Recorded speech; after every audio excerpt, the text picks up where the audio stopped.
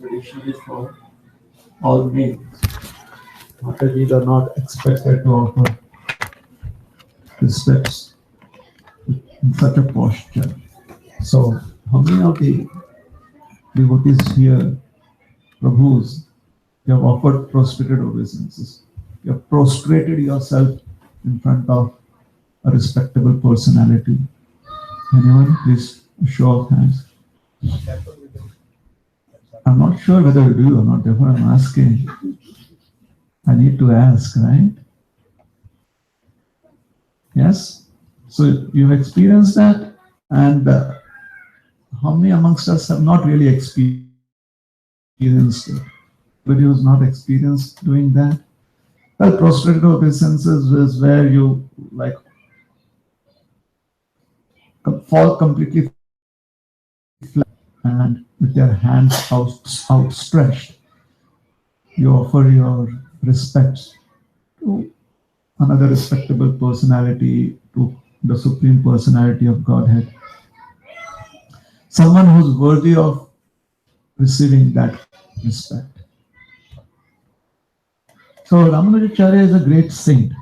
He has been invited to Srirangam to lead all the devotees, the worldwide community of devotees who were bereft of the association of Yamunacharya. So he was like the pontiff, the pope, the chief spiritual master, the leader of the community of devotees then. And therefore it is very uh, important to understand that even he felt that he should respect the spiritual advancement or the spiritual qualities of Goshtipur. Yesterday we were explaining that how a spiritual personality has a magnetic presence and they affect the surroundings, even the inanimate objects around them. So the land of Goshtipuri, this town, was imbued, it was surcharged with the spiritual potency of Goshtipur. And Ramanujacharya could feel it. And feeling the presence of such devotional fervor, he immediately, naturally, in a very humble manner, he offered his obeisances. The entire town, most of the people in the town, they had come together to hear from Goshtipur in one of the community halls.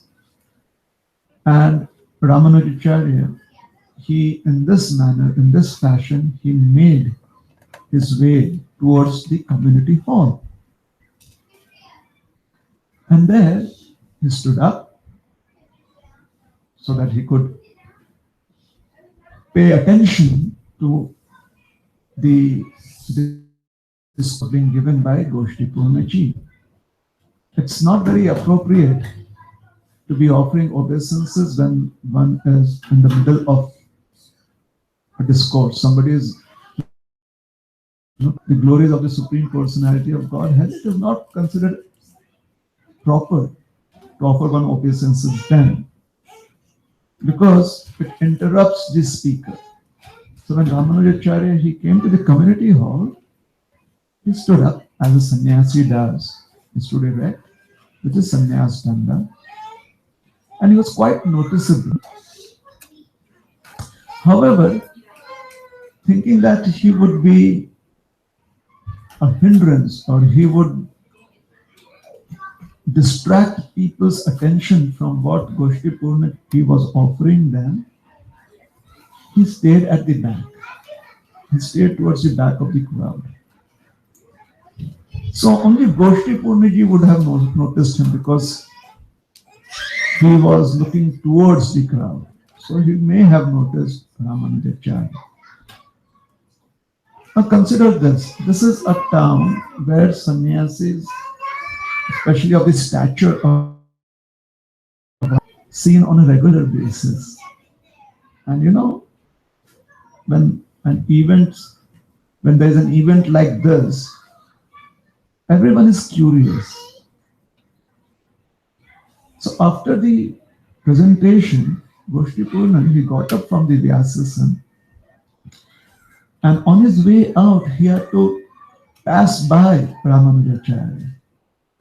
And Ramanujacharya was hoping to catch his attention at that point.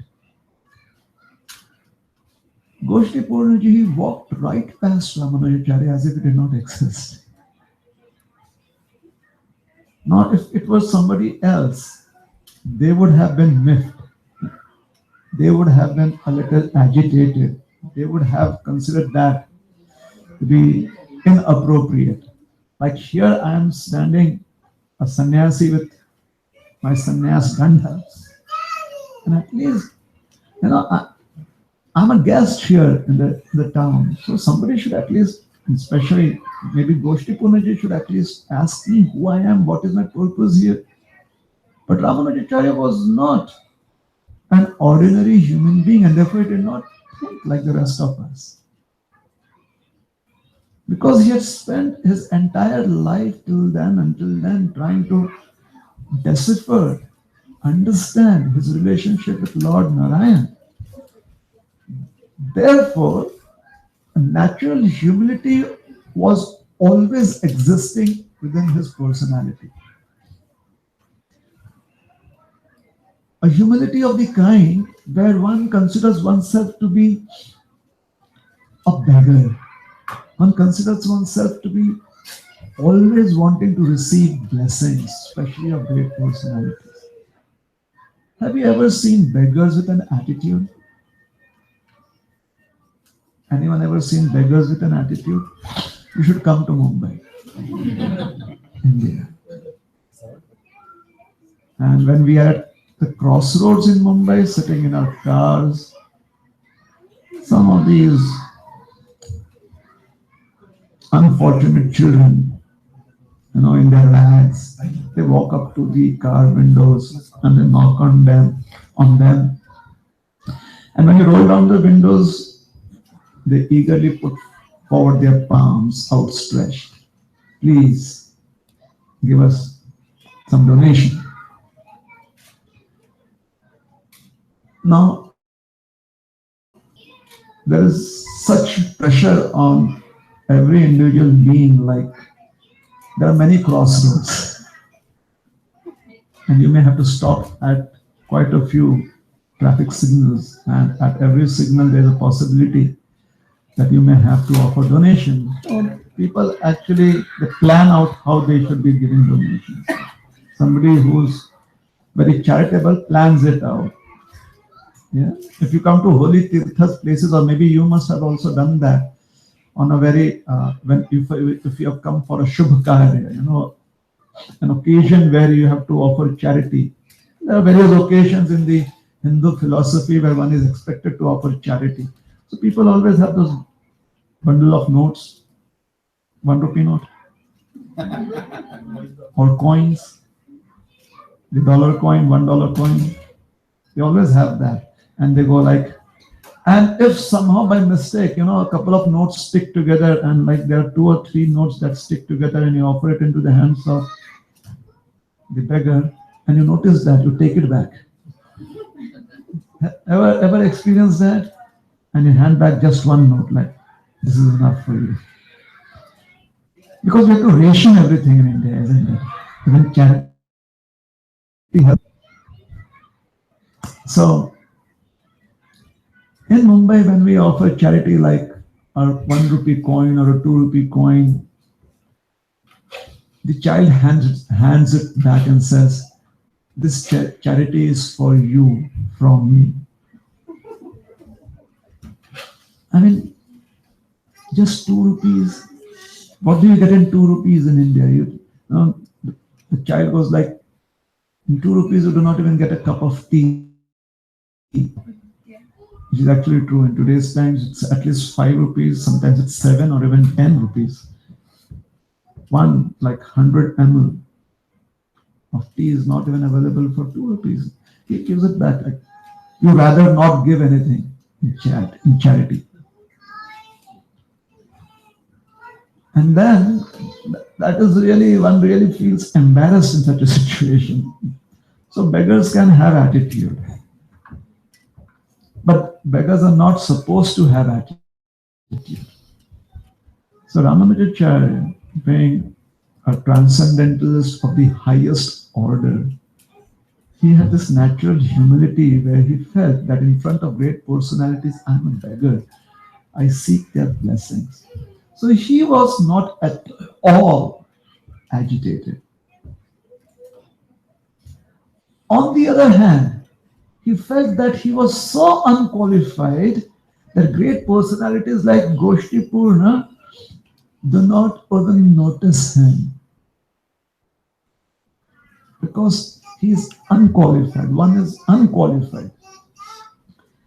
And therefore, that night Ramanujacharya and prayed to Lord Narayan that please, I pray unto you that tomorrow Goshti Purna shower his mercy on me. He prayed to Lord Narayan. The next day, he again goes to the discourse and is again standing at the back of the crowd. And after the pravachan is over, the discourse is over, Goshti Purna gets up and again he has to walk out of the hall. He walks right past Ramanujacharya without even noticing him. And once again, Ramanujacharya feels himself to be very unfortunate. He follows Goshti Purna all the way to his home, his house. And he waits at his gate, praying and hoping that Goshti Purna would notice him and would bless him. Goshti Purna does not come out of his house the entire day. It is night. A few devotees from Srirangam had accompanied Ramanujacharya.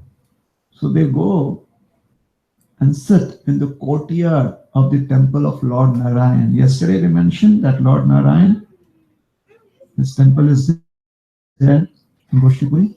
So they go and take shelter of the courtyard of the temple. And the entire night they are discussing about the pastimes of Lord Narayan. Spiritual personalities, they have various reasons why they discuss the topics of Lord Narayan. Those of us spiritual, those of us who have some inkling, some inclination, some idea about spirituality and some inclination towards spiritual practices, we try and spend some time discussing the glories of Lord Narayan. Sometimes we find a few moments in a day or two, or maybe even in a week, we may find just a few moments to chant some mantras or to express a prayer. Spiritual personalities, they are constantly discussing about the glories, Krishna Katha or Hari Katha, the glories of Lord Krishna. And they have various reasons to do that. Ramanujacharya was discussing the Katha, the glories of Lord Narayan, so that he might be purified. He might be purified of any contamination which was blocking the flow of mercy from Goshti Purna towards him. Ramanujacharya had no idea what his contamination was. He was very sure that it could be one of the major contaminations like pride or greed or anger or envy or illusion, like that. And therefore, the only means of becoming free from such contamination is either chant the holy names of Krishna or hear the glories of Krishna with deep attention and faith. So they spend the entire night doing that. The next day, Goshti Purna, again after finishing his discourse, he walks past Ramanujacharya. But this time, Ramanujacharya has been requested by his colleagues or the devotees who had accompanied him that at least you might announce to him your presence, at least let him know that you have come. I mean, we must also perform our duty, or our action must be performed by us. We cannot just wait for mercy to come. We must also eagerly try to prepare ourselves to receive that mercy. So you might as well at least try and introduce yourself to Goshti Purnaji. So as he's walking past Ramanujacharya, Goshti Purna turns towards him, noticing him, and he says,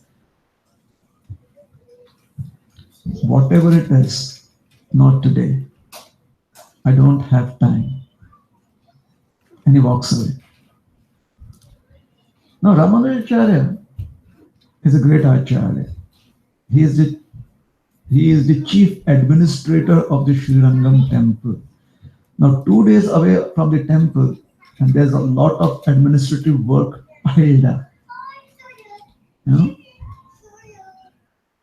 It is kind of that he had logged in from home. He wasn't really working. You know that experience? So Ramanujacharya had kind of logged in from Goshti Puri, but the work was not getting done. So he had to come back to Srirangam. Now, he did not have a carriage waiting for him. He did not have a horse ride. He did not even have a palanquin. He had to trek. He had to walk all the way back to Srirangam, which is like a couple 100 miles. Just that much. Not a lot of distance. 100 miles or so. He walked back to Srirangam. And a few days later, he was asked by Mahapurna, please go back and get the mantra from Goshti Purnaji. So he again walks all the way to Goshti. And as soon as he enters a town, he offers his prostrated obeisances. And once again he enters a town offering prostrated obeisances. Many of us, when we visit the temple of Lord Narayan, Lord Krishna, when we visit the temple of the Lord, after a few weeks or after a few months, we are very eager to offer obeisances. And if we have stayed there for, like stayed in the town for 3 or 4 days, then the eagerness goes away. It's like, I did offer it yesterday, so it kind of, the ticket still pays for today's visit. Right? Ramanujacharya again offered his obeisances and offered obeisance after obeisance to enter the town. And he again comes to the community hall. And this time, Goshti Purna, he notices him and he says, why are you always coming and going? Why don't you stay in one place? Why is your mind so distracted? Just stay in one place. So Ramanujacharya said, he accepted his instruction. Hare Krishna. You okay? Yeah, I'll just adjust. Okay. Hare Krishna. Is that all right? Yeah. No. The audience. Is that okay? Yes. All right. Now, sometimes the speaker or even the technician is not aware whether the audience is comfortable or not. So we need to have your opinion too. So why don't you stay in one place? So Ramanujacharya accepts that, accepts his advice. And Goshti Purna, he says, since you've been coming here for a couple of days, there must be a purpose to it. So what is the purpose of your frequent visits? And Ramanujacharya, in a very humble demeanor, with tears in his eyes, great saintly personalities like you simply walk on the surface of the earth to purify all beings. I'm so fortunate to be in your presence. I have been instructed to come and hear from you the teachings of the Alvars. And at the same time, the mantra that you have received great, uh, from the great personalities of the past, that mantra which opens the door of Vaikuntha, I'm very eager to receive that after serving you and pleasing you. So could you please instruct me in mantra, the chanting of this mantra? Could you please bless me with the mantra? Goshtipurna, he laughed and he said, you want to receive this mantra? One has to be qualified to receive this mantra. Now, if you and I were there, we would have said, we would have taken out all of our certificates. Yes, sir, this is my certificate from this program, and this is my certificate from that program. And, here I'm like really qualified for this job. So you have to be qualified to receive this mantra. And Ramanujacharya, he's just standing there eagerly waiting for Goshtipurna to instruct him how he can become qualified. Goshtipurna says, one who has fasted continuously for an entire month becomes qualified to receive this mantra. Ramanuja so eager that he immediately requests Goshtipurnaji to give him permission to begin fasting. Please let me know when I can begin fasting. And this is a very important example, a very, very pertinent example that Ramanujacharya is establishing. That when we have to take on spiritual practices, many a times we feel that we are qualified to do it. Okay, from tomorrow onwards, the next fast. Or I have decided to every time I go to Tirupati, I will walk up to take the darshan of Lord Srinivas. And this is my austerity.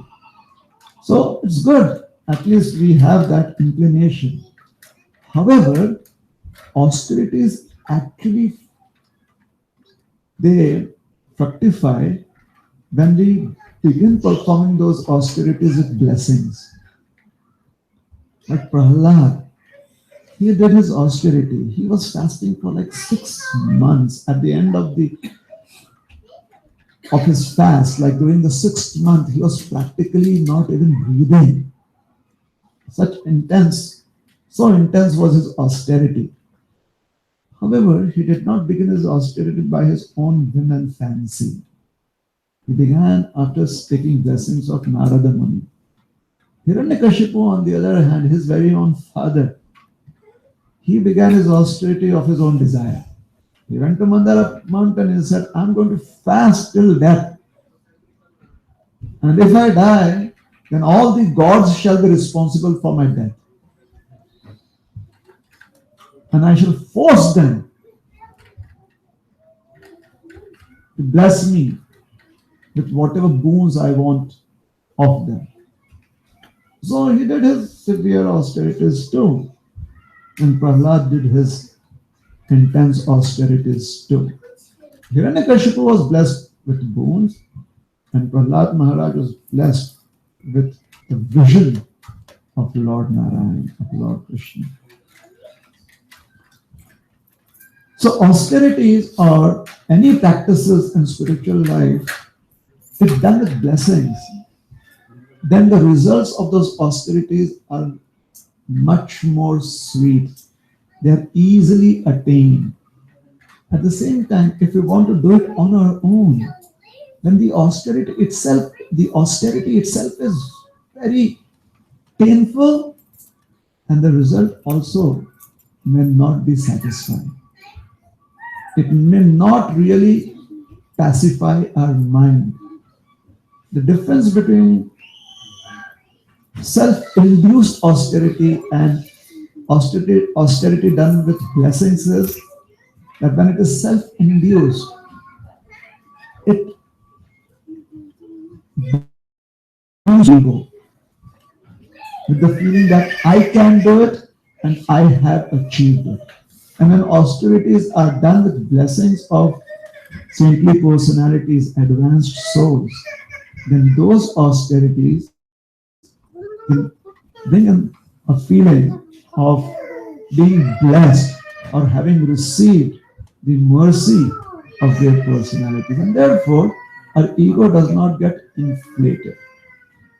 On the other hand, we feel very fortunate that we could perform such austerity.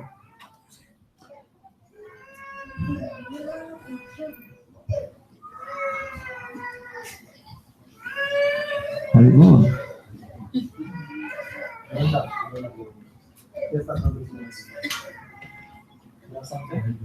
No. Would you like to give me a smile and a Haribol?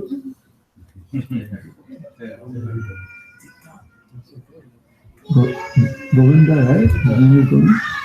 Tirtha. Give me a high five. Here, you go. Yeah. Now would like to run away? Like one play? Yeah. Yes. After that, yeah, you got a high five. Please give him way. Yes. All right. So, some austerities with blessings, then we feel ourselves to be very fortunate to have completed the task at hand. We have completed our austerity. And does not seem as painful then. It does not seem as if we have achieved a very great task. Because we feel humbled, understanding that this was done, this could be performed because of the mercy of great personalities, great souls, and we were protected by their mercy by performing those austerities. So always we must try and be under the shelter of great personalities, be under the shelter of Krishna. It's very helpful. It's a very safe situation.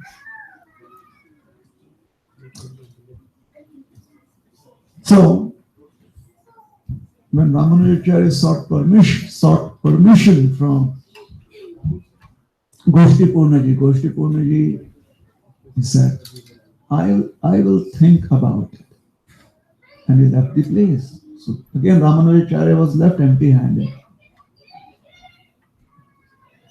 He approached him a couple of times more, and Goshti Purnaji, the only answer he gave was, I will think about it. So, duties called him back to Srirangam. So he had to go back to Srirangam. There was a festival in Srirangam. Goshti Purnaji had come all the way to Srirangam to attend this festival for Lord Ranganath. During the festival, hundreds upon thousands of pilgrims had come to Srirangam to take darshan. So there was a huge crowd. And Lord Ranganath, when he was giving his beautiful darshan, all the pilgrims could see the deity form of the Lord. They were feeling so very happy. A brief glimpse of the Lord's deity form, of Lord Ranganath's form, was very gratefully accepted by the pilgrims. And Goshti Purna had an opportunity to be standing in front of Lord Ranganath and glancing and looking upon the transcendental form, beautiful form of Lord Ranganath. Goshtipurna's his heart was filled with so many devotional sentiments. At that moment, the priest of Lord Ranganath walked up to Goshtipurnaji and said, Lord Ranganath has personally informed me that I should tell you to give the mantra to Ramanujacharya. It is the Lord's desire. Ranganath Swami has told me that it is his own desire that you should give this mantra to Ramanujacharya.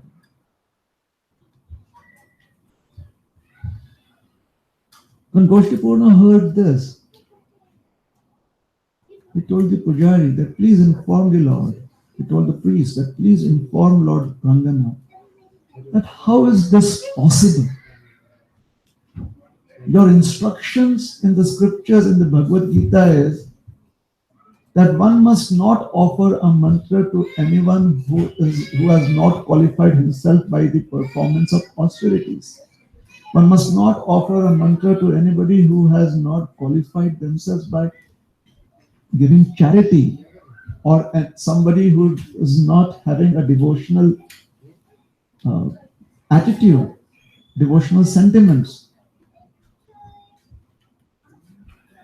Idam tena tapaskaya na bhaktaya padacha.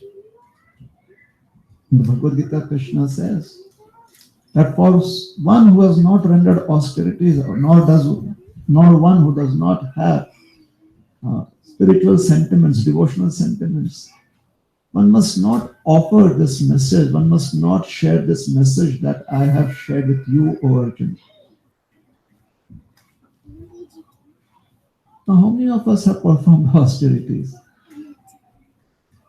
Or do we have such devotional sentiments? So from the point of view of the Bhagavad Gita, we should not have received the message of Krishna. But here we are. We have received the message of Krishna. How is it? That will be revealed. So Goshtipurnaji, he slightly argued with Lord Ranganath. My dear Lord, you instruct us not to be offering a mantra to somebody who is performing austerities, and at the same time now you're instructing me to offer. This isn't right. And I am confused. Now, for most of us who feel that God is sitting there on a fluffy cloud and his words are the law, and if we do not accept it, then he's going to throw down a rock or something on our head and crush us. This is very interesting. He is expressing his confusion unto Lord Ranganath. Should I do this or should I do that? You better clarify this. I mean, don't be diabolical in this way. Should I give him the mantra without austerities? Then erase these instructions from the Bhagavad Gita. Come out with the second edition of the Bhagavad Gita. Or if you want the original edition of Bhagavad Gita to remain, then I'm not going to give him the mantra. So the priest comes back to Lord Ranganath and he explains to Lord Ranganath that this is the reply of Ramanujacharya. Lord Ranganath sends back a message. The priest comes back to Goshtipurna and he says, sorry, not Ramanujacharya, Goshtipurna. The priest comes back to Goshtipurna and he says, Lord Ranganath personally wants to offer this mantra to Ramanujacharya, but he wants you to be the via medium. So why don't you deliver the message of Lord Ranganath to him? And Goshtipurna said, I'm still confused. I'll come back later.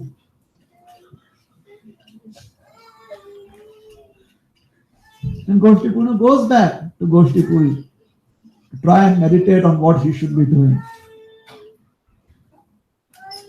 Such are the activities of the Lord and his devotees. So if you think that the spiritual world is really a very boring place, like you have no idea what will happen there, it is not. There are various intricacies and mysteries there, and sometimes certain activities are really very interesting. Certain dealings are really very interesting.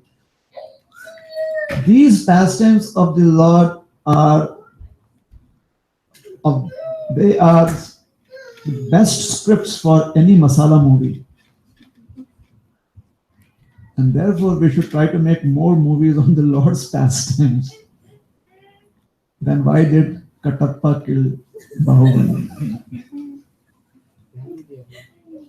That would be very good. So, anyways, he goes back. Ramanujacharya feels bereft of the mercy of Goshtipurna and is really feeling very dejected. But when will I receive the mercy of Goshtipurnaji? Mahapurnaji has instructed me and I'm not able to follow his instructions. The mantra that it is a treasure of the spiritual world, and this is Lord Narayan's mercy, and I'm not able to access Lord Narayan's mercy. So when will I receive the mantra? When will I be qualified to receive the mantra? And so he's feeling very dejected. He's feeling very unfortunate. After a few days, Mahapurnaji again requests him, please go back to Goshtipurna, go to Goshtipuri and receive the mantra from Goshtipurnaji. Again, Ramanujacharya with the same humble mood, in the same humble mood, he comes to Goshtipuri and what does he do? Prostrated obeisances, Dandavat. Which is the house of Goshtipuri. Goshtipuri notices him and he says, oh, so you're back again. You're coming and going and coming and going. Why don't you just stay in this place? Ramanujacharya decides to stay in Goshtipuri with the intent that till I receive the mercy of Goshtipurna, I will stay here as a mendicant. Every day, Ramanujacharya would go begging house to house for alms. That is the system of mendicants. They would beg. And thus, whatever would be their bodily needs, in terms of food and shelter, they would receive. People would very eagerly serve such mendicants. Yeah. Today in India, there are special signs. Vendors and sadhus are not allowed. Yeah. And many a times, there are dogs who are trained to bite at sadhus, specifically. Because this is Kali Yuga. You are not sure who is going to come in the guise of a sadhu. So people cannot be blamed for that. At the same time, they cannot go free. You cannot just accept that it is all right to not receive sadhus. So there has to be a way out, and that means we have to use our intelligence. Who has the time for that? So anyways, he would go house to house begging for alms. Bhiksham Dehi, Bhiksham Dehi. And as he would visit one house after another in Goshtipuri, he would constantly sing the devotional songs that had been penned down years ago by the saints in the Vaishnava tradition, the Alvars. He would constantly sing the songs that had sprung from the devotional sentiments of their hearts. He would sing those songs, those bhajans. And one of the songs, in one of those bhajans, it is mentioned that when a devotee approaches Lord Narayan for Lord Narayan's mercy and is begging Lord Narayan for his mercy, then the eternal mother, the mother of the entire universe, Lakshmi Devi, seeing the sincere desire of the devotee, she personally comes to the gate of Vaikuntha and opens it for the devotee to offer him alms. And when Ramanujacharya was singing this particular verse and meditating on how the goddess of fortune, she comes walking barefoot to the gate to welcome a devotee who's sincerely seeking the mercy of Lord Narayan. It brings tears to his eyes. Ramanujacharya is crying tears of love and affection for the Holy Mother, for considering her kindness, her love, her affection towards her children. At that very moment, he is at the gate of Goshti Purna's house. And as he is at the gate begging for alms, and he is in his internal mood, he would walk up to the gate of Vaikuntha and open it for the devotee. At that moment, right at that moment of his meditation, externally, physically, what is happening is Devaki, the daughter of Goshti Purna, opens the gate to the house of Goshti Purna. And as soon as Ramanujacharya sees her beautiful transcendental form, this divine form of Devaki offering him alms, Ramanujacharya falls unconscious to the ground. Now Devaki has no idea that this could happen, or she kind of freaks out like 911. She dials 911. Please come with your what is that? Artificial resuscitation. AED. Come with the AED. But this is Goshti Puri, so obviously 911 means her father. So she runs back to Goshti Purna in the house and she informs Goshti Purna, Father, a sannyasi is lying dead at the gate. Because for her, she obviously is not trained in medical science, that she would touch the pulse of Ramanujacharya and see whether the pulse is still going on. For her, it could be like a heart attack or something. So she runs back to her father, Goshti Purna, Father, a sannyasi has fallen dead at her gate. And Goshti Purna, he's quite unmoved by that. Can you describe the sannyasi to me? And she describes the sannyasi's form to her father, and her father goes, And when you open the gate, was this sannyasi singing this verse where Lakshmi Devi is personally opening the gate of from the Pasurams? Was she doing that?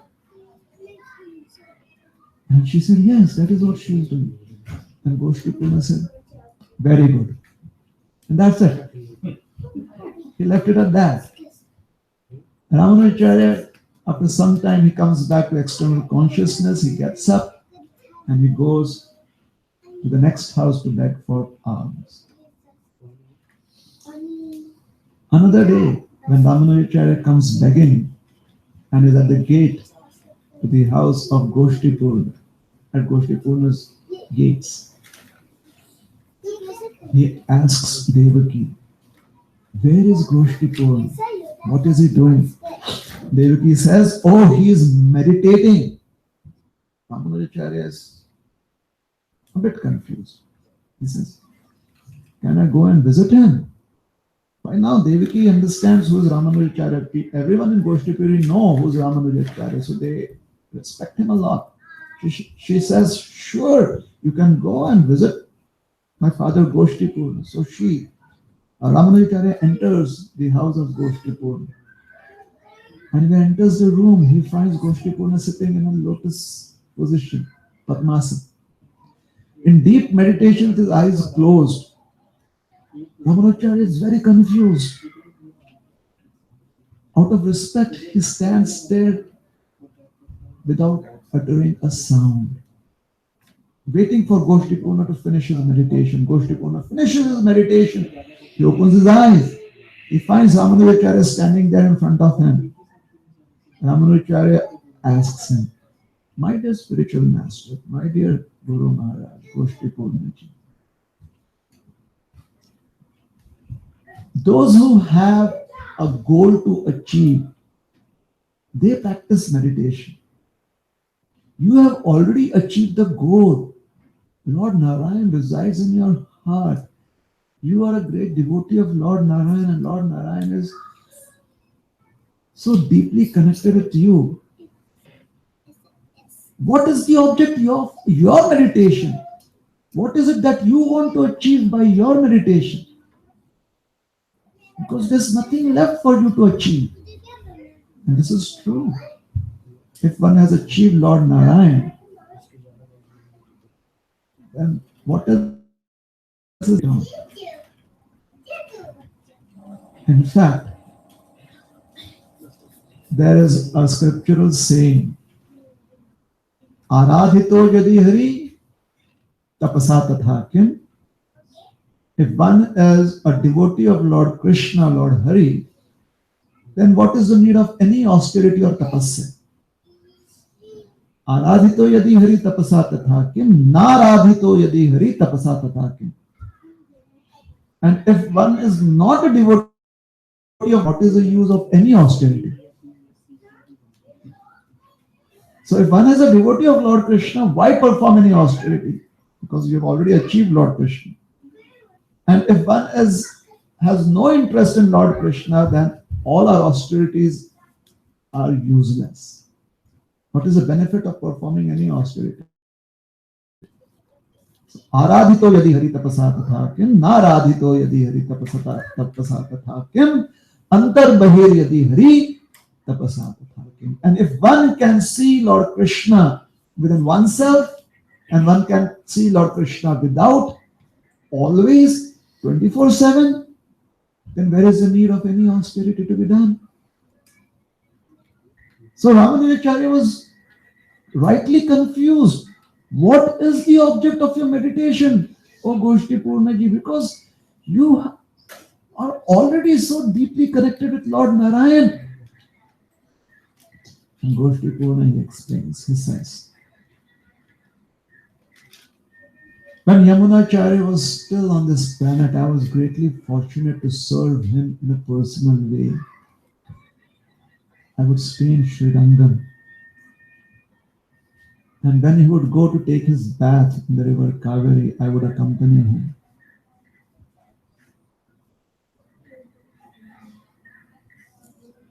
There were no taps in those days or showers, so people had to go to the river to take bath. Believe it or not. In today's time, sometimes you may not even feel encouraged or excited to take a bath, even though it's like 2 steps away. Like, I already took bath 2 days ago. Why do I need to take bath again? It was a regular practice that one had to take bath. And they had to go to the river Kaveri. The river Kaveri is the river that flows around Srirangam. So when Yamunacharya when Goshti Purna went along with Yamunacharya to take their ritual bath in the river Kaveri, Goshti Purna was so mesmerized seeing how river Kaveri, these personalities, they have very poetic experiences. He saw that river Kaveri was like a mother welcoming her child into her arms. That is how she received Yamunacharya. And Yamunacharya was so gentle when he entered into the water. He did not dive in. Or did not go splash, splash.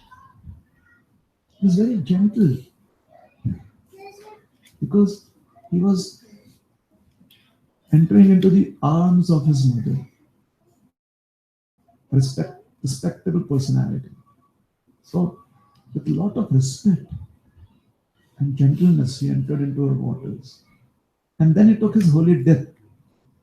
And as he took his dip in the waters of river Kaveri, Goshti Purna saw that Yamunacharya is completely submerged under the waters of river Kaveri except for his back. How many of y'all have tried to take a dip in a holy river? In any river? Or maybe in a bathtub? Generally, when you take a dip, like you submerge yourself completely, there's a natural tendency that when your nose goes under the water, your back arches up. If you haven't noticed it, notice it the next time. When you submerge yourself under the water, your back is the last part of your body which you have to pull down. And if you don't pull down, it kind of remains above the water. Have you ever seen that happen? Many times it happens. Therefore, sometimes if a small child is doing that, the mothers have to push their back of the child, pura, completely submerge yourself. The child goes just with the head under the water, and the back is still above the waters. So when Yamunacharya was taking his holy dip, all of him was under the waters of the river Kaveri except his beautiful, effulgent back. And when Goshtipurna saw this golden form, this effulgent form of Yamunacharya's back, he visualized, he had a vision of the Lord's tortoise form, the Kurma form, as it emerges out of the milk ocean. And Goshtipurna felt that the back of Yamuna above the waters of the Kaveri was similar to the Kurma avatar's attempt at rising up out of the waters of, or the milk of the milk ocean, rising out of the milk ocean. And this was the object of his meditation. So this is also very instructive of how one should meditate on one's guru, one's spiritual master. There are various ways that people try and they think is correct to do that. Oh, I imagine my spiritual master to be light or with the divine effulgence behind him or her. Scriptures, they encourage us to always feel connected to the spiritual master in relationship to the Supreme Personality of God. And this relationship is such that the spiritual master is non-different from the Supreme Personality of God. Sakshat Haritvena Samasta Shastra Rupte. All the scriptures say that the spiritual master is Sakshat Hari. Sakshat Hari means non-different from Krishna, but not Krishna. The spiritual master is not Krishna, the spiritual master is not God, at the same time is non-different from God. As good as God. Please don't confuse the spiritual master to be God. So, one must always think of the spiritual master in connection with Krishna. That is the meditation of a good disciple. When Ramanujacharya heard this,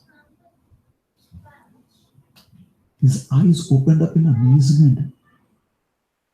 This was such a deep realization for him.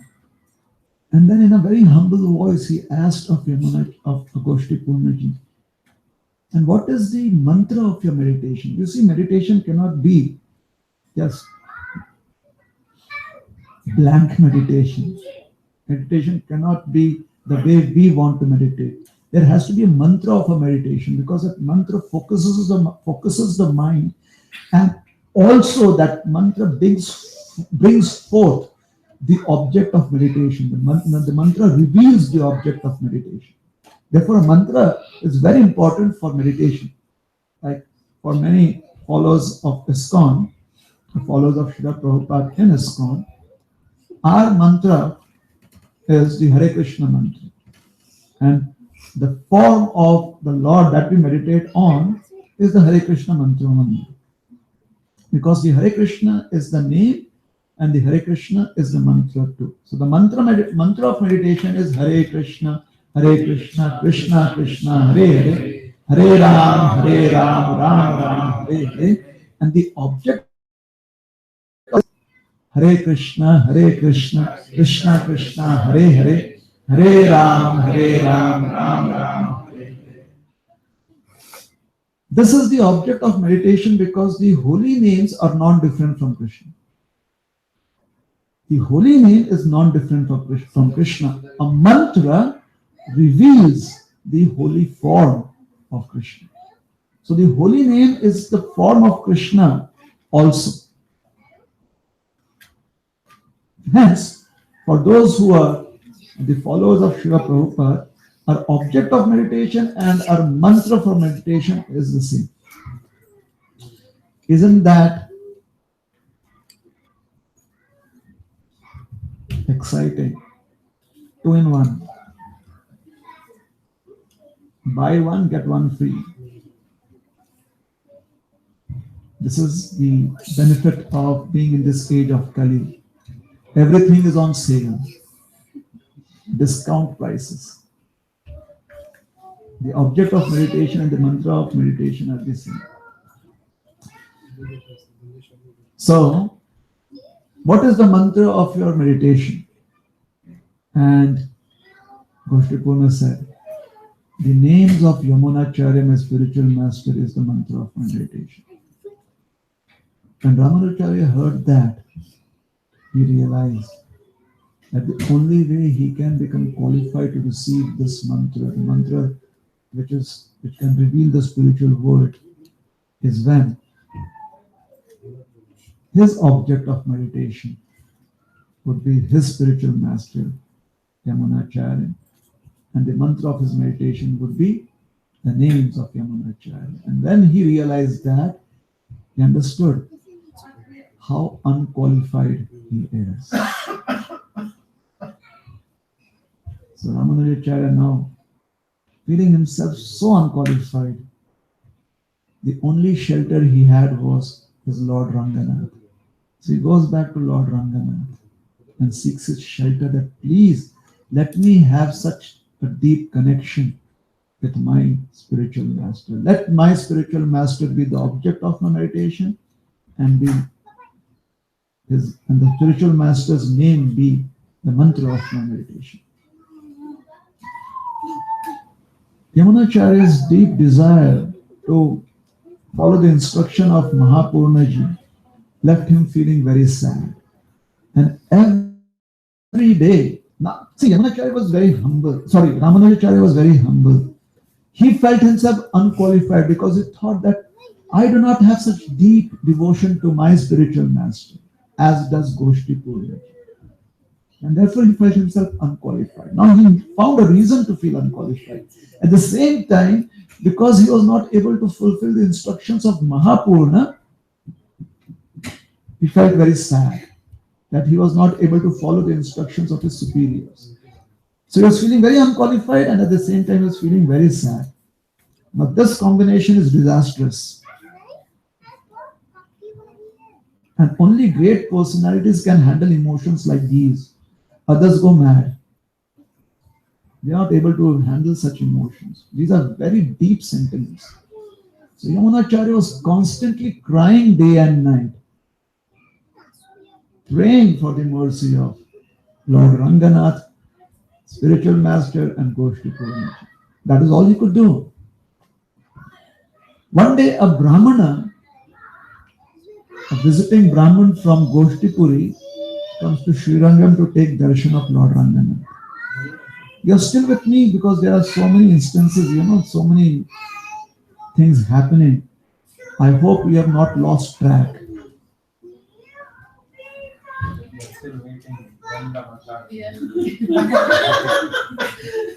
I told you, Kattappa ne Bahubali Rukhi. This is going to be more interesting than that.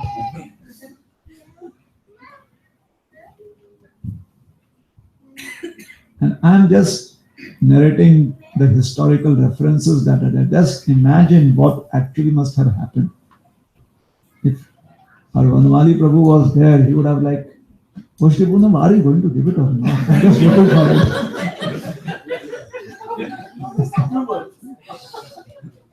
I mean, let's get done with it.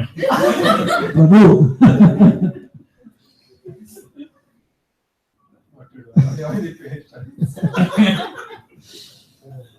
Yeah.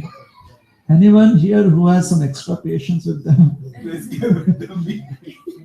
It seems that he's deeply desiring that.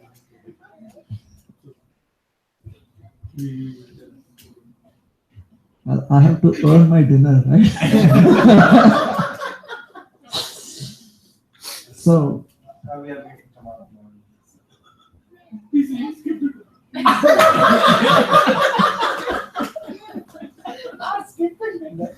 Conclusion can be tomorrow. And your program will be successful. I don't want to come to my house for 3 years. Don't do that.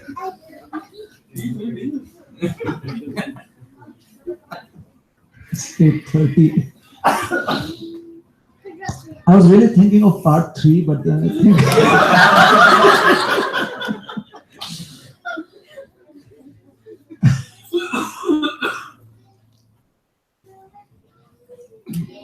who knows, maybe S.S. Rajamouli would be interested in my scripts.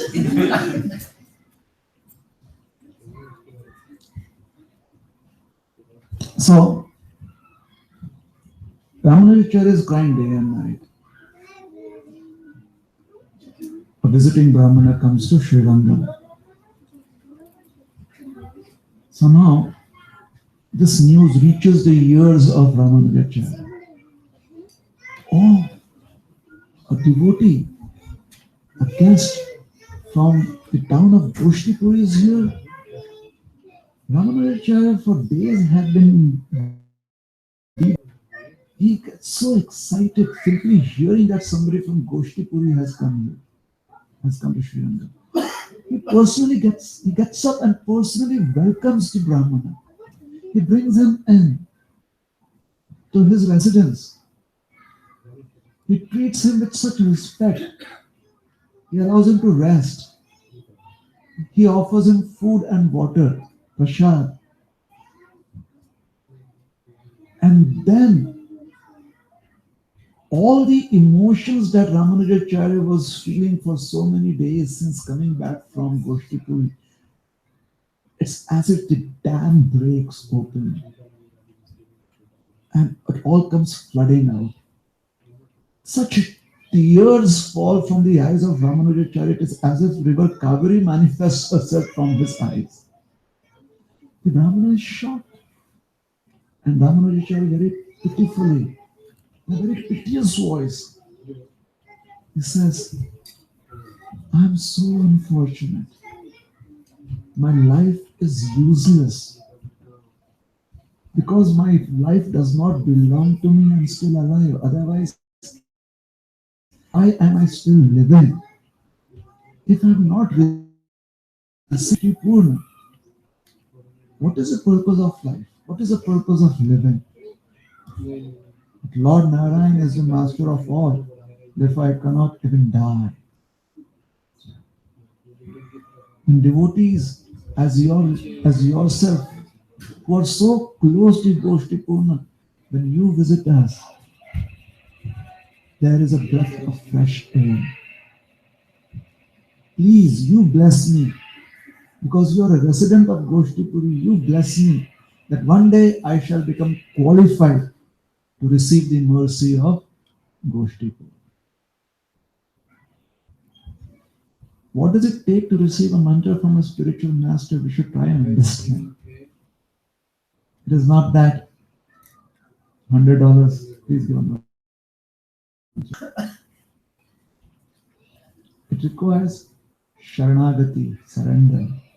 It needs prapatti, or taking complete shelter of the spiritual master and of Krishna. Being convinced that in their shelter we shall be protected, in their shelter we shall be taken care of, and in their shelter we shall receive the best of all benedictions. That conviction has to be there. It's not like taking shelter, in a tornado shelter. The sounds go off, the sirens go off, and everyone runs towards the tornado shelter. It doesn't happen here. But Texas, Georgia state, so many. In Oklahoma City once, there was this huge tornado. It was running here and there as if it was alive. And it was raining, and the sirens were on, and the devotees said, "Let us go." And I was like, I've never seen Trinavarta before. This is my moment. Because I've never experienced it, I have no idea of how dangerous it could be. For me, it was very exciting. For them, it was a matter of life or death. And those devotees had to stay back because of me. They must be cursing the day I ever met them. Fortunately, nothing happened, but if something would have happened, right? So what happens when they go to a tornado shelter? I asked them, what do you do? Everyone is scared. They're scared for their lives. They have no idea if they can go back to their homes, because maybe their homes are destroyed. Who knows? There may be loss of property. Being in a shelter home and still being scared and fearful. That is not what is Sharanagati. That is not what is Prapatti. Prapatti is where one feels sheltered, such deep conviction within our hearts that Krishna will take care of me. Krishna is my father. Krishna is my maintainer. I simply have to serve Krishna. Akshishyatiti vishwaso goptritve varnam tatha. Atmanikshep garpam. Only when one has such conviction can one actually take shelter of Krishna. Just like a child takes shelter of its mother, or a kitten takes shelter of the mouth of the cat. The sharp teeth of the cat's mouth.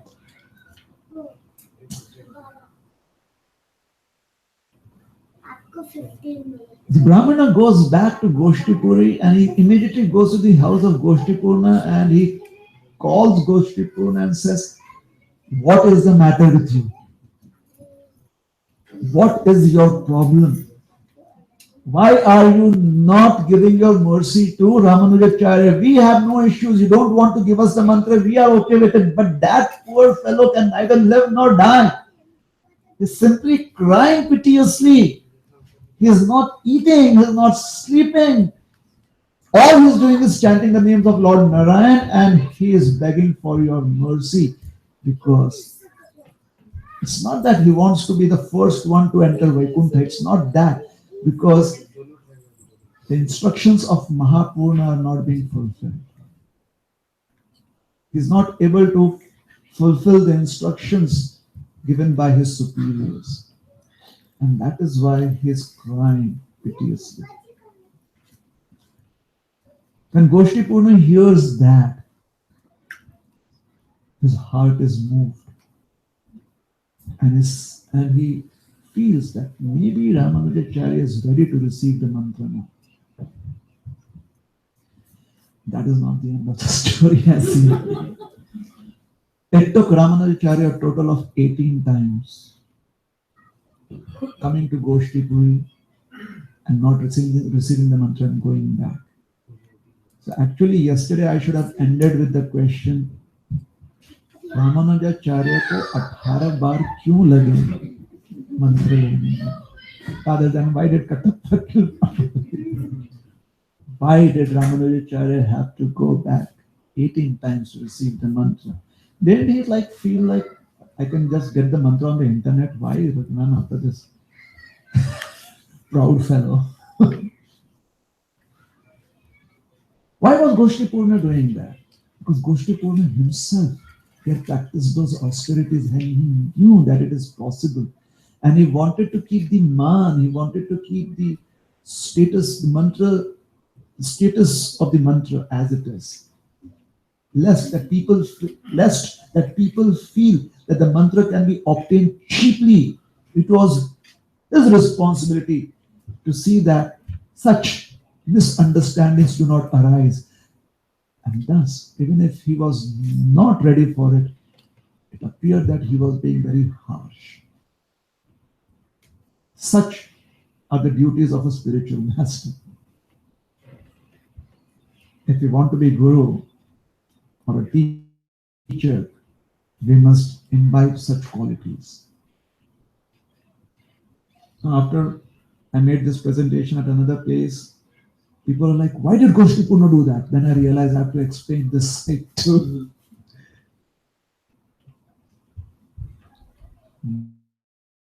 Responsibility.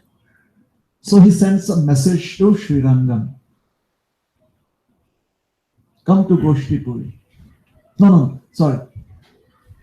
Fast for one whole month.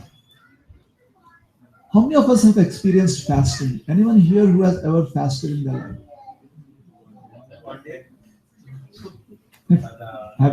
Is there anyone who has never fasted?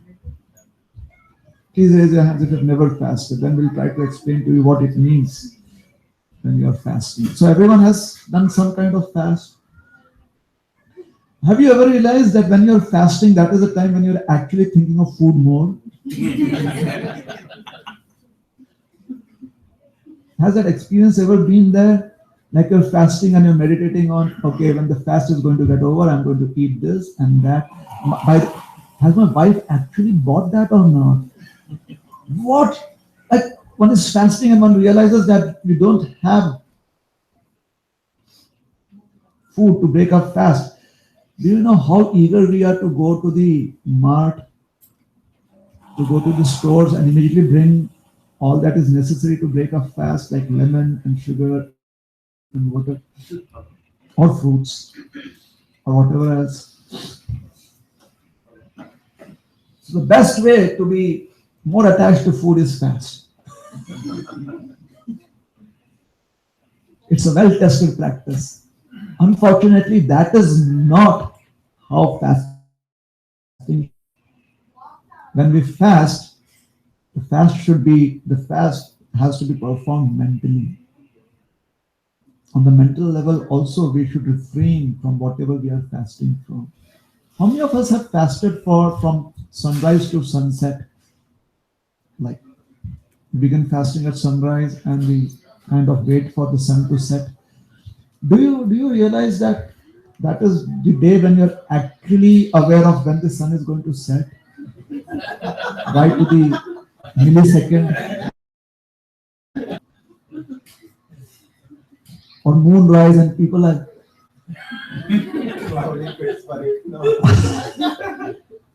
people are phoning up New York. Is the moon risen there? Because here we have clouds. Or they call up the satellites that are beyond. Pittsburgh time. Then is moonrise.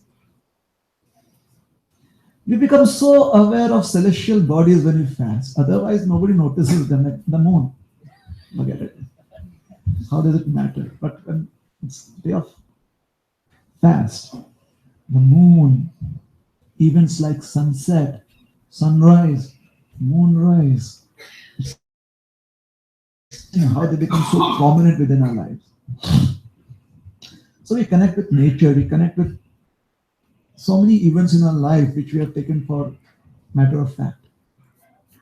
And it's not really good to accept favors of material nature to be just, in a very cheap manner. Yeah, every day the sun will rise. Forget it. Today I'm in no mood to see it rising.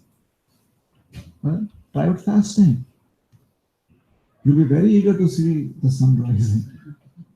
Try out fasting. You'll be very eager to see the sunset. And you won't go to a very scenic spot to see sunsets and sunrises and try to. Nobody takes a selfie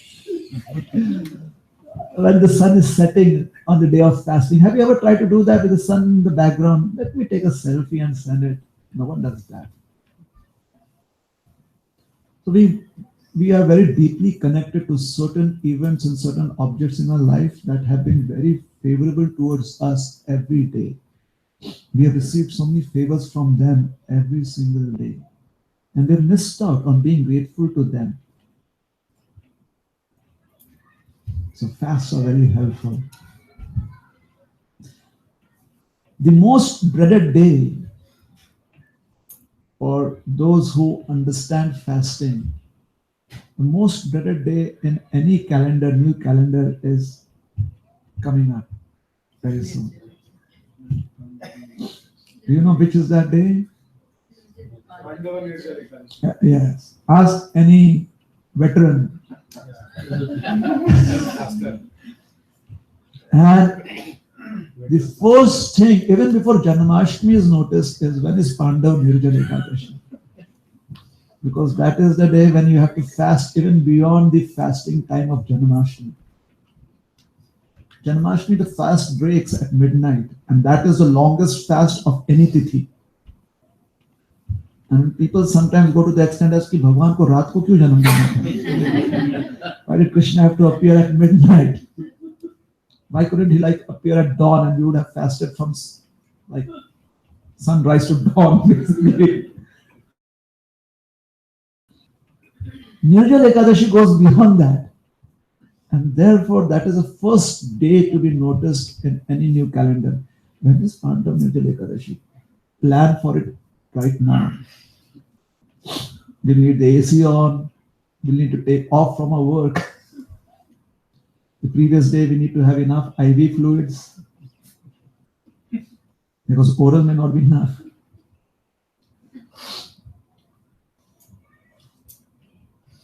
Ramanujacharya had to do an entire month of Nirjal fasting.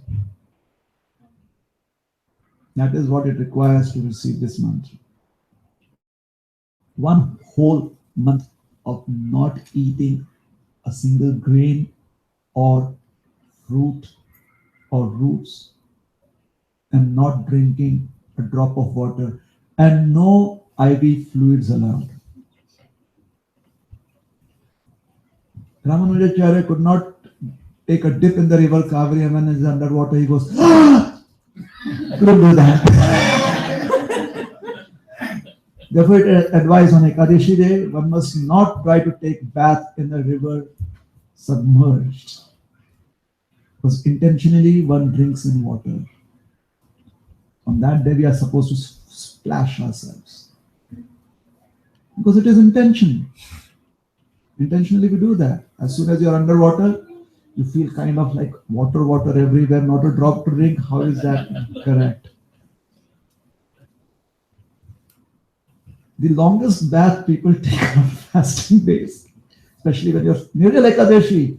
I know of so many experiences of devotees. They have taken bath like 5-6 times in a day. At least some fluid. Nirjala Ekadashi is the day where people sometimes feel happy that they are in Mumbai. It's very humid. Interior India is very dry, so you lose lot. Mumbai being humid, you sweat, but then the sweat kind of settles back into your body. The salt stays on the skin. And the atmosphere is like, I'm wet enough. Take back your sweat. So it goes back into your skin. That is why you feel kind of, what is the feeling? Itchy. Not just itchy, but sticky. Because the sweat is sticky. It's hanging between like Trishanku. Neither the atmosphere is accepting it and the body is already thrown it out. So the internal organs are all dried up, but the skin is still quite sticky. Gives you a feeling of being wet. So Ramanujacharya had to fast for an entire month. Ramanujacharya eagerly accepted to fast for a month. What happened after that? Should I continue tomorrow morning? Part 3, it's 9 o'clock, almost 9. You are the host. Would you want me to continue the story? So many devotees are eagerly waiting. The suspense is too much. I think we, as sure as we are that tomorrow is going to come and we are going to spend enough and earn enough, we'll be alive to hear the rest of the story tomorrow too.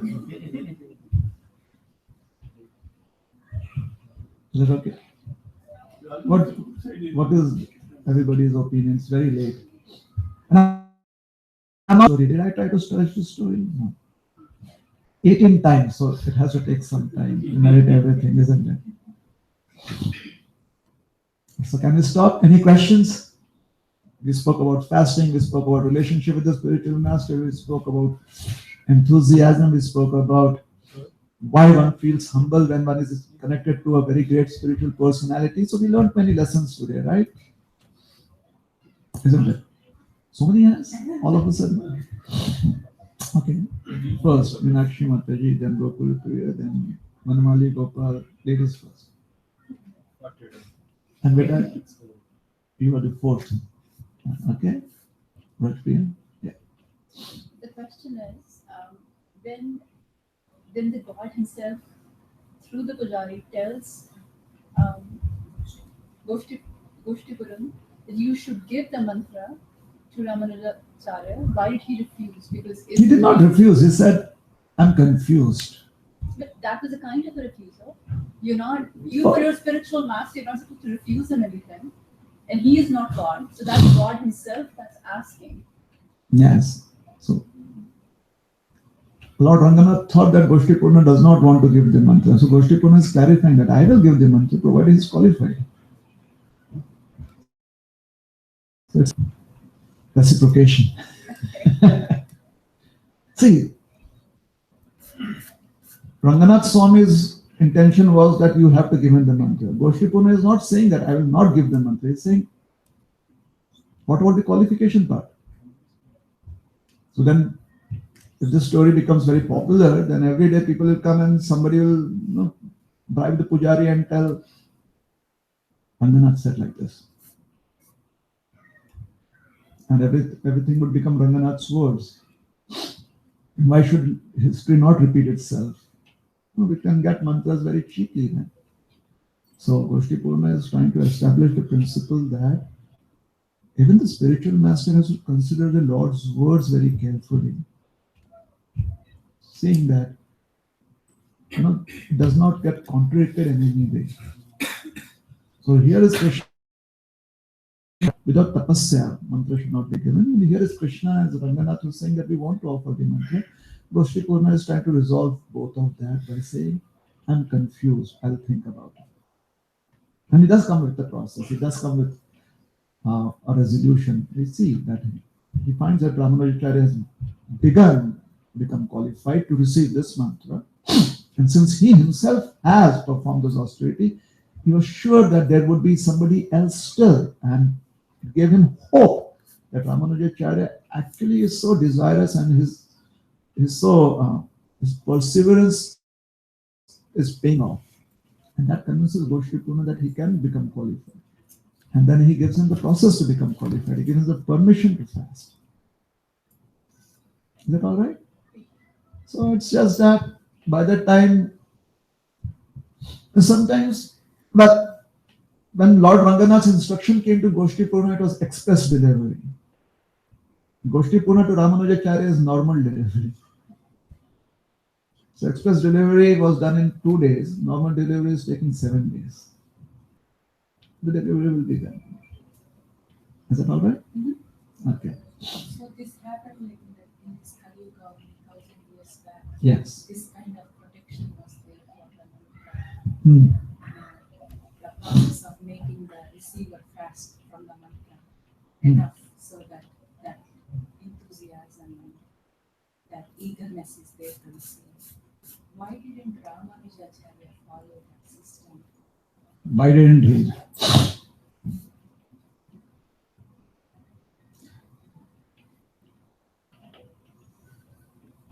We'll see that tomorrow.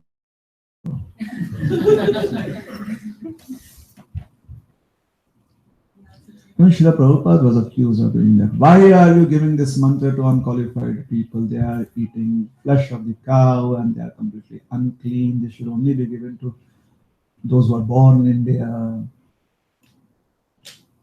Great personalities, their actions are really incomprehensible.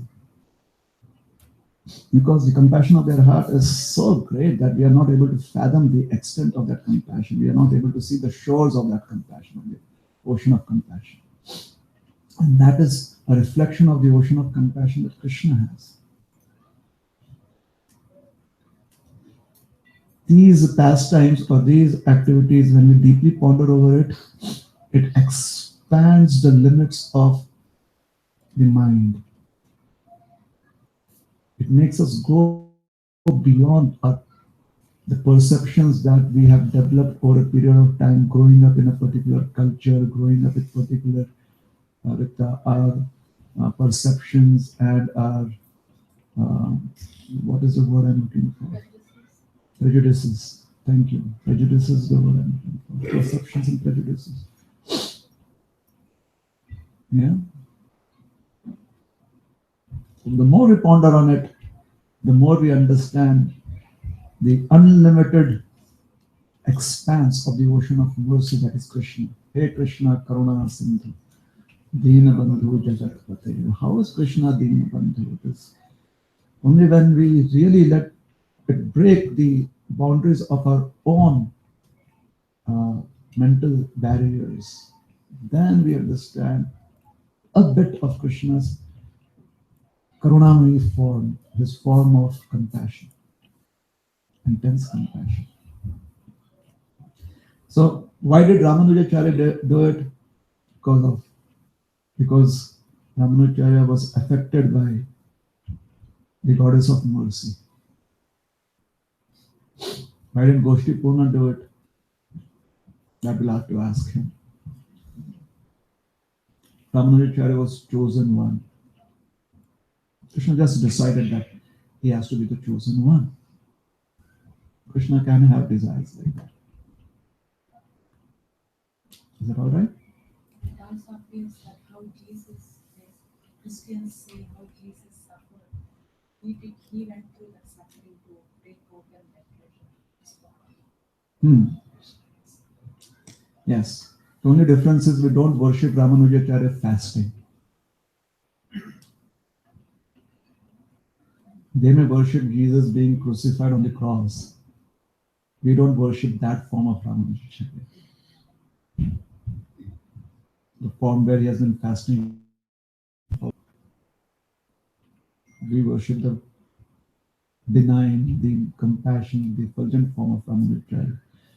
The one who speaks about the transcendental science of relationship with Krishna. That is more profound as compared to just his 1 month of fasting. Okay? Yes, Vanmali ji. You are Vanmali. Rajapriya, you want to give her the chance? Rajapriya, you get the chance to ask a question. So Prabhuji, Rajapriya, the smile is so beautiful. Kind of when your eyes close up and you smile. So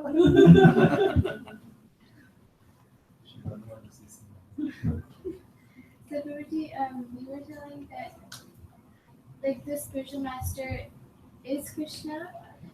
We should think of the spiritual master with Krishna, but he's not Krishna. So Like what to do? is it like we should see Krishna in the spiritual master? Is it like should we think like that? Or how should we take it? What do you think? What is your understanding? You have some conception, isn't it? I think that because the spiritual master connects us to Krishna, and Krishna loves the spiritual master, so we should give the same respect, but not like think because you know how Prabhupada said that never think me to be Krishna. So we should like give the same respect, but we shouldn't think that the spiritual master and Krishna are the same. So is that correct? That's perfect. Well done. Yes? So when we offer the same respect to the spiritual master as we would offer to Krishna, the word for that is we consider the spiritual master to be non-different from Krishna. Yes? So the spiritual master is non-different from Krishna. However, not the same as Krishna. He is not Krishna. Okay? Thank you. Haribol. My question is, Ramanujacharya was sannyasi at that time. Oh yes. So he might have received mantra from his spiritual master. Yes. Then why is he looking for Ramanujacharya? Why is he looking? Because Mahapurna told him. Mahapurna is his spiritual master too. Yes, you should go to Goshti Pune and receive this mantra.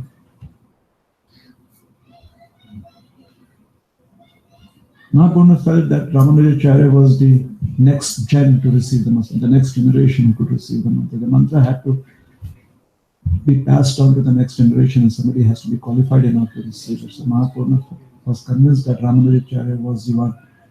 And therefore he sent him to Goshti Pune to receive that mantra. Just as Goshti Pune received it from his spiritual master.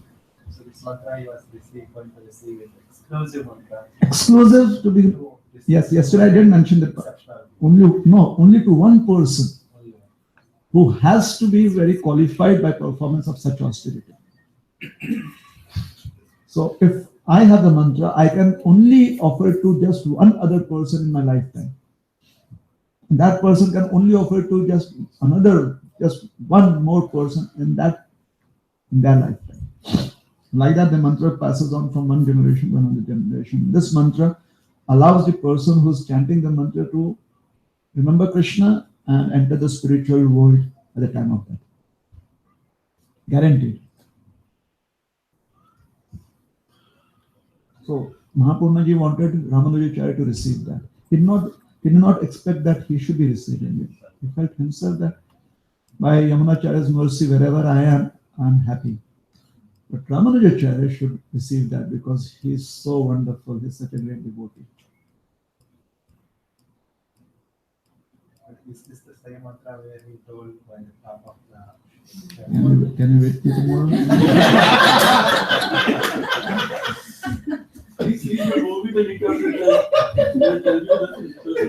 No, because therefore you said exclusive one mantra that I got no confused. piracy.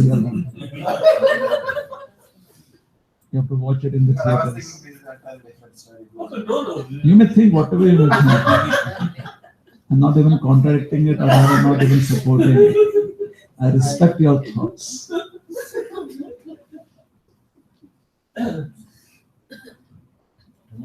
Go first. You. So you said it's been passed from generation to generation. Exactly. So it's been there is a Ramanuja generation. Is it still going on?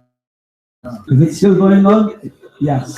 So there will be one person who will be following that same rule of fasting. Let's wait till tomorrow.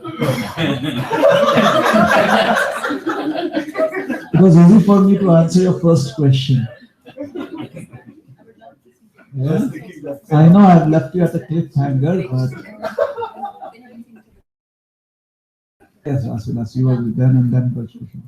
Probably I had a question about fasting. I remember reading about it.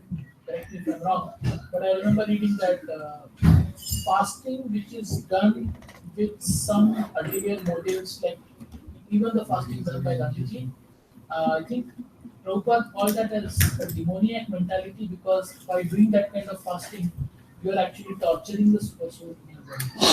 So I remember hearing something like that. If I'm wrong, correct me. But I'm confused about that statement because how can anyone torture the super soul? The super soul is just an observer, right? Like two birds sitting on a tree. One is just observing, one is actually engaging the activities. How can just observing cause torture? That's Srila Prabhupada's his devotional sentiments. From one point of view, from the point of view of Paramatma realization, there can be nothing that Krishna is affected by. Super soul is the Paramatma. At the same time, the super soul also has pastimes that are not clearly defined in the scriptures. Krishna cannot be without pastimes. Yeah. So the super soul also has pastimes.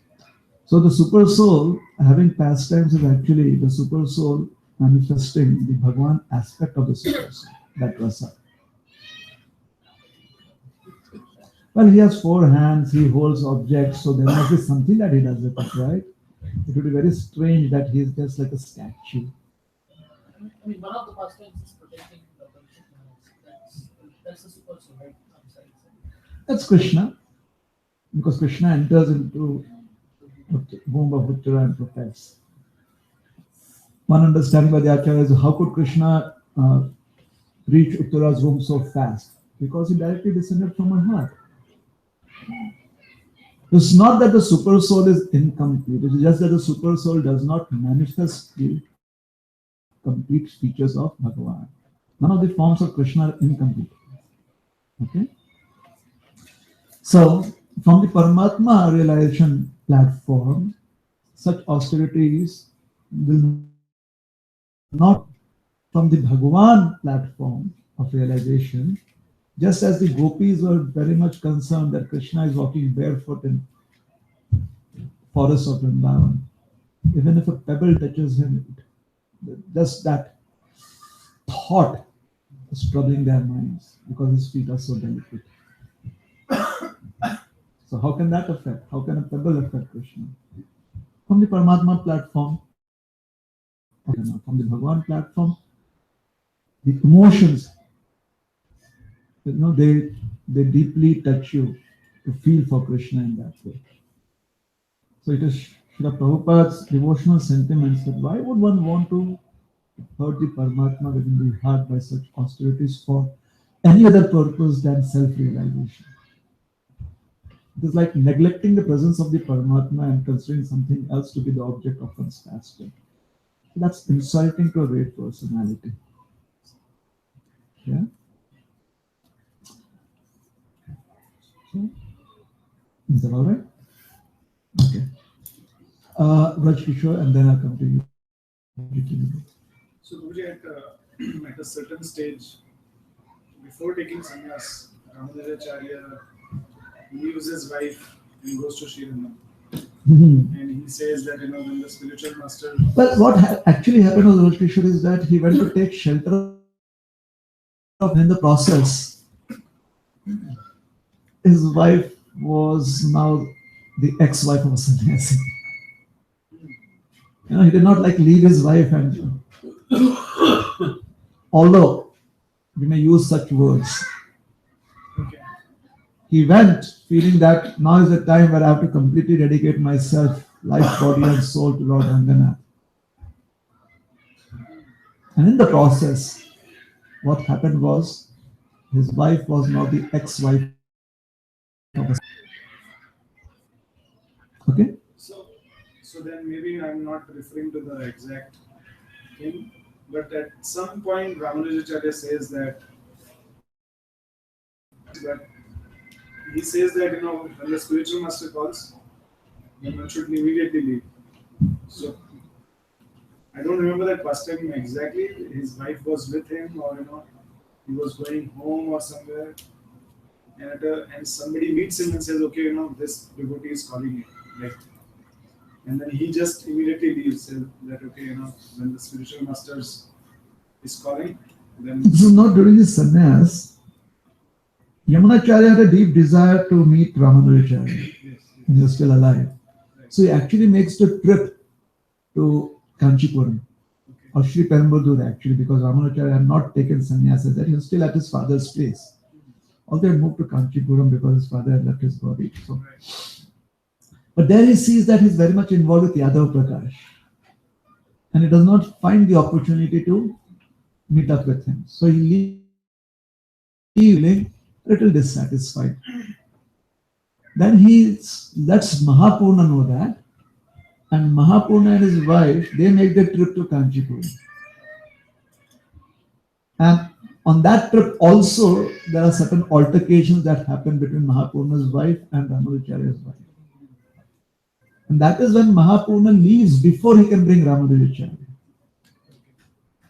Before he can actually bring him along, take him along. But he has already communicated with Ramanujacharya that Yamunacharya is waiting for him. So when his wife has been the reason for them leaving early, that is when Ramanujacharya also leaves Kanchipuram to go and meet with Yamunacharya. On the way, he catches up with Mahaprabhu. And there, he takes Diksha from him. And then together they go to Srirangam. No. Before he takes Diksha, the news reaches them that they actually come to the banks of the river Kaveri before they can reach Srirangam. And they see that Yamunacharya's body has been put into Samadhi. And there he makes those promises and vows. At that moment, he does not even go to Srirangam then. He just comes back to Kanchipuram feeling that what would I do in Srirangam when the Lord and Master of my life is no longer there. But before he leaves, he takes initiation from Mahaprabhu. And then he comes back for a few days to Kanchipuram. Then later on, another altercation takes place with another devotee, and that is when he takes shelter of Lord Ranganathan and please, it's time to take sannyas. Is it all right? Yeah. So my question was that I had heard the pastime in a way that Ramanujacharya says that orders of the spiritual master should be when followed the spiritual immediately. master is calling, then one should leave everything behind. Yeah. So my question was that this is the way I understood when he's telling you one should leave everything behind means he's referring to his son.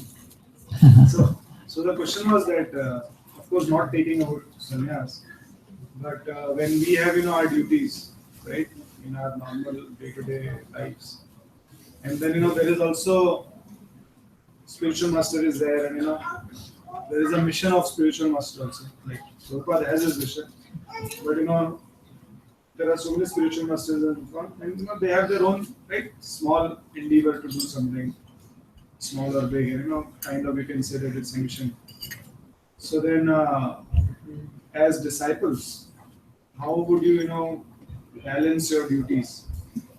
So it would be easier to go and ask the spiritual master, even if it is as a mission. One must, if possible. The next question would be, what if that is not possible? So it is much more easier to approach the spiritual master and request him for direction and guidance, and together as husband and wife, we should be trying to follow his instructions. There's one that we received Vani through the spiritual master's lectures, and there's another where we, if need be, we get personal instructions. Yeah, that helps us find more clarity and direction in life. And then one can dedicate oneself as a family person to do our bit in fulfilling that mission. There are many letters of Srila Prabhupada's disciples where they are writing, we are married, we are householders, how we can serve you, and Prabhupada is giving them instructions how they could serve you. Is that okay? Whenever there is an opportunity and if it is possible, one must try to have some direct interaction with the spiritual master. It's very helpful. Is it all right? yes. Obviously, the spiritual master should also grant access, be able to help, allow us to interact. It should be both ways. It cannot be just, we cannot superimpose ourselves. So, Prabhuji, one more related question was that, so many times, we hear that one should not do anything significant without the blessings of, the spiritual master.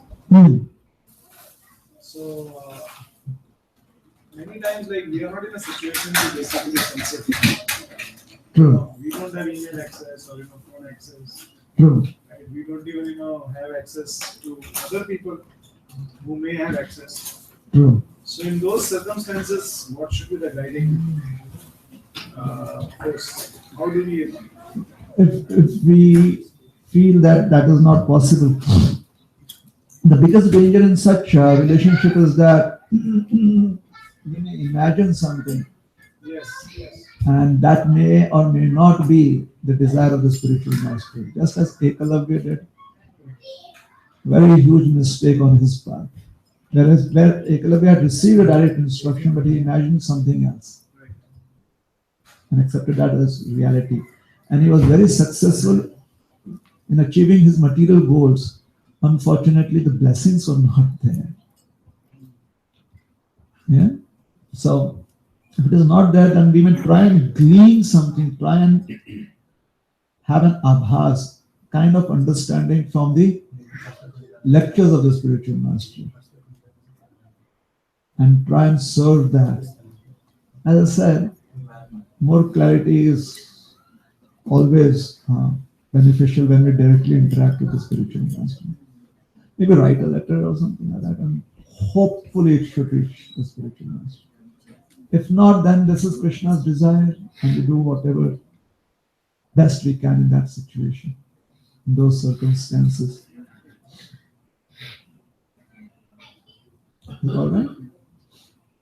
Like in the Mahabharata, Krishna, he took away Arjuna on his chariot, knowing very well what was going to happen. He kind of, Krishna obviously can predict things. The other four Pandavas, they were very confused. And they really needed Krishna's intervention at that point of time. Unfortunately, he was very far away on the other side of the valley. And they had to take decisions, and Abhimanyu had to be sent. Yeah. So the material world may present situations like that. And of the five, because Arjuna was the most connected to Krishna, then Krishna also reciprocated accordingly. And the others were also very dear devotees of Krishna. Unfortunately, in that situation, Krishna was only with Arjuna, not with them. They had to face whatever the material world brought forth in front of them. Is that all right? Yes. So the material world is a very difficult place. So we do our best, chant Hare Krishna and go back as early as possible, back home, back to God. You had a question?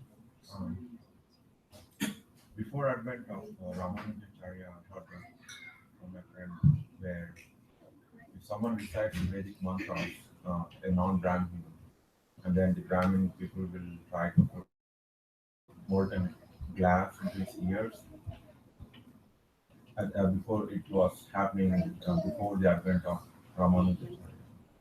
I want to know, is it true or I've not heard of something like that, so I'm not sure. There could be certain practices where, precautions were being taken.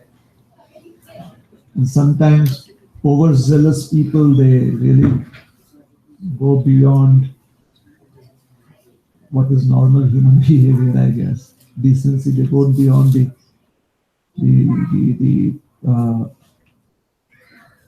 lines of decency. It is possible that could have happened. I have not heard about it. Okay? And if it did happen, then human nature is very frail. And it's easy to understand that how, as human beings, we can fall down to the level of such heinous activities. It's possible. Unfortunately,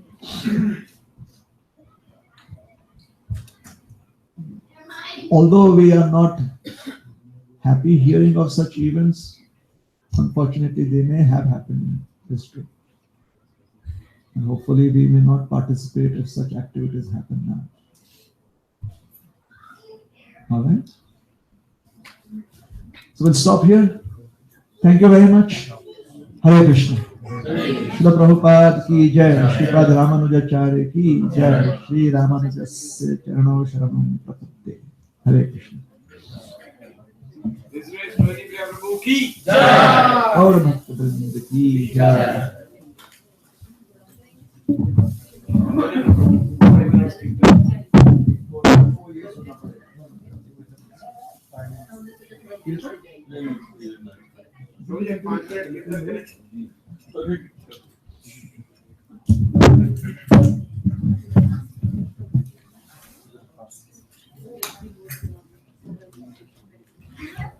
Rajapriya, you come up.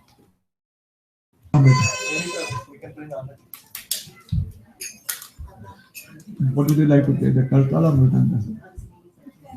Come.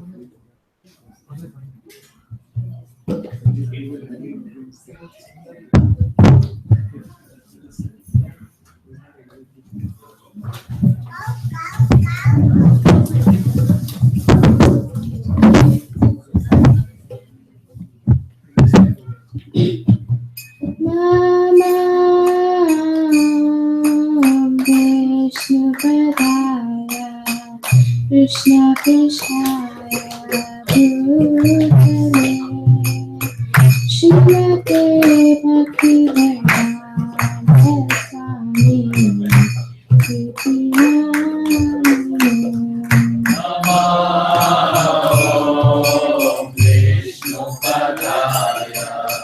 Krishna Krishna Bhutale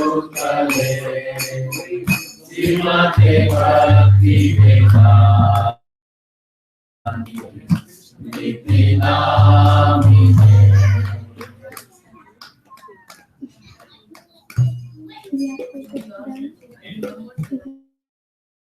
Krishna Hare Krishna Krishna Krishna Hare Hare Hare Rama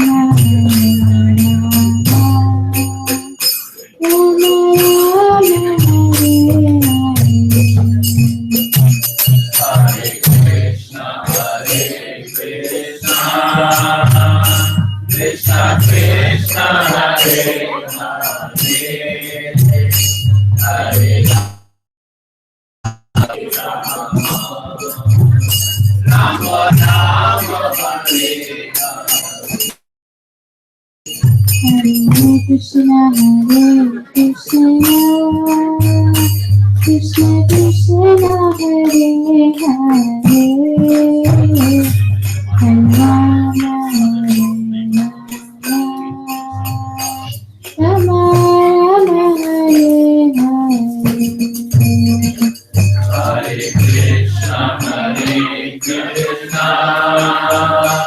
Krishna Krishna Hare Hare Hare Rama Rama Rama Hare Hare Krishna Krishna Krishna Hare Hare Hare Rama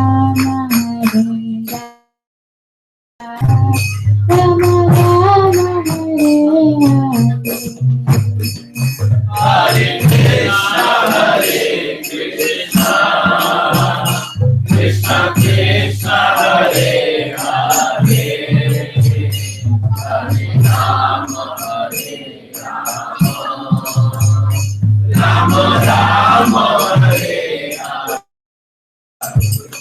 Hare Krishna Krishna